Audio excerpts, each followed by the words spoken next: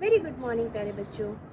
आज मैं और ऋषि मैम आपके लिए फिर से योगासन की कड़ी में आज कुछ नया लेकर आए।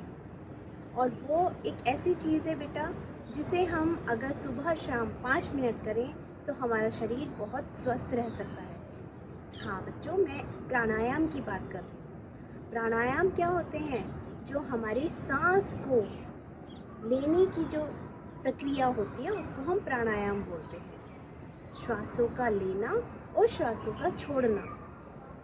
क्योंकि आप पूछोगे कि मैम हम तो पूरा दिन सांस लेते रहते हैं। हाँ बिल्कुल सही बात है, हम पूरा दिन सांस लेते हैं, लेकिन इसको अगर लेने का तरीका हमें आ जाए, हम 5 मिनट सुबह और शाम इस तरीके से अपनी सांसों को लेने लगें जैसा कि मैं आपको अब आगे सिखाऊंगी, तो बच्चों हमारा शरीर बहुत लंबे समय तक स्वस्थ रह सकता है। और जानते हैं बच्चों, कोविड के समय में सिर्फ एक प्राणायाम की रेगुलर प्रैक्टिस से ही लोगों ने अपने आप को बहुत बचा कर रखा।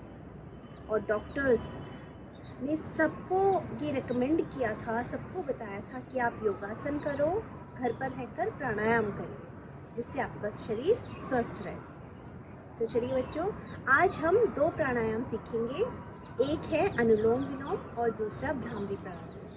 भ्रामरी प्राणायाम और अनुलोम विलोम प्राणायाम के क्या फ़ायदे हैं ये भी आपको बताया जाएगा। और बहुत सिंपल है, यानी कि 5 मिनट सुबह और 5 मिनट शाम।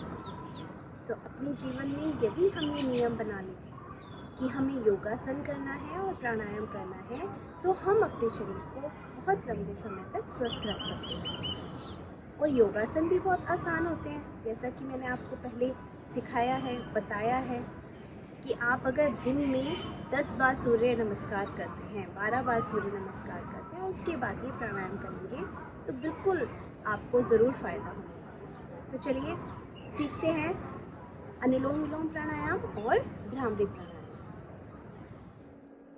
तो बच्चों, प्राणायाम के लिए सबसे पहले आपको खुले माहौल में मैट बिछाकर इस तरह से बैठ जाना है, आलती पालती मारकर। ये आपकी आसान सुख आसन अवस्था होती है।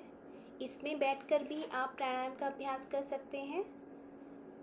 इसके अलावा इस बात का ध्यान रखना है कि आपकी कमर जो है वो बिल्कुल सीधी हो, आप बिल्कुल सीधे बैठे हों। आसन में बैठने की दूसरी मुद्रा होती है अर्ध पद्मासन, जिसमें हम एक पैर को उठाकर दूसरी जांघ पर रख देते हैं। ये किसी भी तरह से, जैसे भी आपको आसान अवस्था लगती है उस तरह से आप बैठ सकते हैं। और हाथों की मुद्रा जो है वो इस तरह से बनानी है, इसे ध्यान मुद्रा बोलते हैं। और हाथों को नीज के ऊपर रखना होता है। अर्ध पद्मासन आप किसी भी पैर से लगा सकते हैं जिसमें भी आपको कंफर्ट महसूस होता हो। और जिन बच्चों से पूर्ण पद्मासन लगाया जा सकता है, बच्चे बहुत फ्लेक्सिबल होते हैं, उस अवस्था में बैठकर यदि आप प्राणायाम का अभ्यास करते हैं तो बहुत ही स्वास्थ्य के लिए लाभकारी होता है। तो अनुलोम विलोम के लिए सबसे पहले आपको ध्यान मुद्रा से प्राण मुद्रा में की अवस्था लेके आनी है। उसके लिए आपको पहली 2 उंगलियों को हथेली में दबाना है और अंगूठे से सीधी नासिका को बंद करते हुए उल्टी नासिका से सांस भरनी है और सीधी नासिका से छोड़नी है।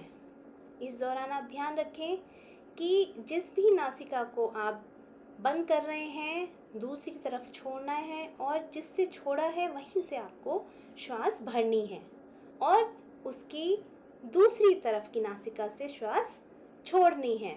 फिर जिससे छोड़ना है उसी तरफ से आपको श्वास भरनी है। अनुलोम विलोम में यही प्रक्रिया आपको फॉलो करनी है। और साथ में एक रुमाल ज़रूर रखें जिससे आप अपनी श्वास को अच्छे से भर सकें और छोड़ सकें।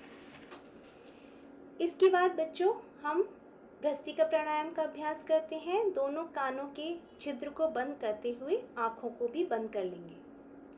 अब आपको सांस अंदर से ही भरनी है, आवाज़ लेते हुए अंदर की तरफ, और आवाज़ करते हुए ही छोड़ना है। किस तरह से? सांस अंदर भरी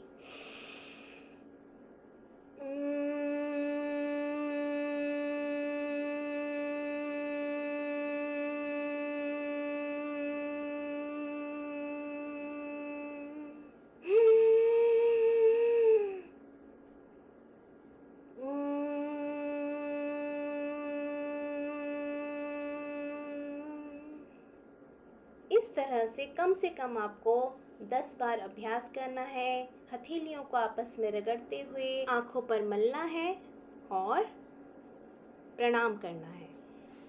जाएंगे आप इनका रेगुलर अभ्यास करेंगे और अपने शरीर को स्वस्थ बनाए रखेंगे। और मैं चाहूँगी जैसा कि आपके स्कूल खुल चुके हैं तो सुबह सुबह असेंबली के बाद आप क्लास में जैसे ही जाते हैं अपने डेस्क पर बैठकर इन प्राणायामों का अभ्यास ज़रूर कीजिए और अपनी अध्यापिका को भी याद दिलाइए कि 5 मिनट मेडिटेशन और प्राणायाम। ओके बच्चों, हम फिर मिलेंगे दोबारा कुछ और नई रचनात्मक वीडियो के साथ, रचनात्मक आसन के साथ, कुछ आपके स्वास्थ्य लाभ के लिए। जो भी होगा मैं ज़रूर लेकर आऊँगी। बाय, तब तक अपना ध्यान रखिए।